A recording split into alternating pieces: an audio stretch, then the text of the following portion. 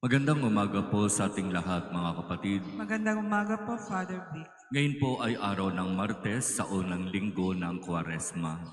At sa ating ebanghelyo, ipinapaalaala sa atin ang kahalagahan ng panalangin. At ito yung isa sa mga disiplinang hinihingi sa atin ngayong panahon ng Kwaresma. Kung maalala at kung babalikan natin, tatlo ang sinasabing disiplina na hinihingi sa atin ngayong panahon na ito. Pananalangin, pagsasakripisyo, pagkakawang gawa. At sa ating ebanghelyo, ang binibigyang diin ay ang kahalagahan ng pananalangin. Hindi kailangan gumamit ng maraming salita. Hindi kailangan ang mabubulaklak na mga salita.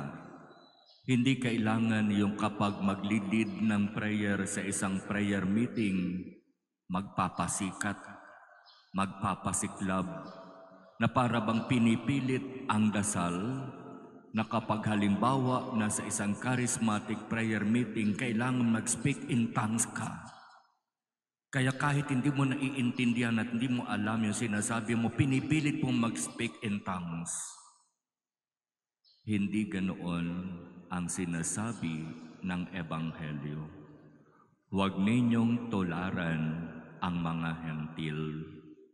Mahilig silang gumamit ng mahahabang mga salita sa pananalangin. Pinagaganda nila ang kanilang pananalangin para masabi, napakagaling mong magdasal. Huwag ninyo silang tularan. Akala nila pakikinggan sila ng Diyos dahil sa dami ng kanilang salita. Huwag ninyo silang tularan. At itinuro ng ating Panginoon ang mahalagang dasal. Siya mismo ang nagturo at sa kanya mismo ito nanggaling. Ito ang sinabi niya sa kanyang mga alagad. Ganito kayo magdasal. At alam natin yung panalangin na itinuro ng ating Panginoon. Yung panalangin na lagi nating dinadasal, inaawit, at palaging binibigkas ng ating bibig. Wala nang marami pang mga dagdag na salita sapagkat ang panalangin na ito na mismong ang ating Panginoon ang nagturo ay kompleto na sa kung ano ang dapat nating dasalin sa Ama. Kung papaano tayo manalangin sa Ama. Ang kulang na lang, yung taimtim na pananalangin. Iba rin naman kasi yung dinarasal ko itong dasal na itinuro ng ating Panginoon, pero lumalabas lang yon sa bibig ko, mechanical. Halimbawa, kapag nagdarasal ng rosaryo, para lang akong isang radyo na kapag inon, dire-diretso na.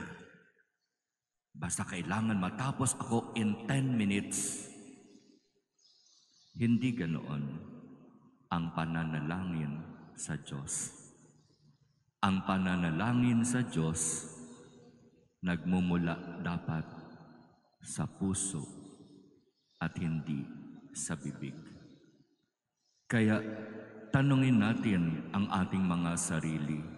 Kapag ako ba ay nagdarasal, pinakikinggan ba ng Diyos? Yung marami bang mga panalangin na inilapit ko sa Diyos, sa totoo, ibinigay ba?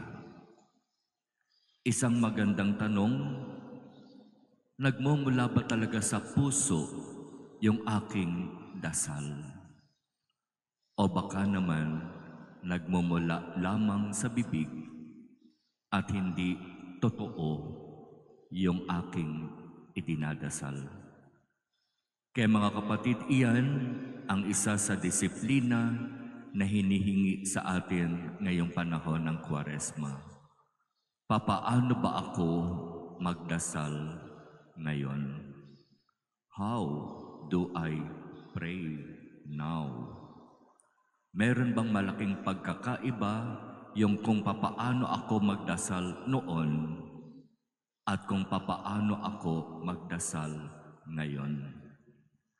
Sana kung meron mang pagkakaiba, yung noon wala sa puso, yung ngayon nagmumula sa puso.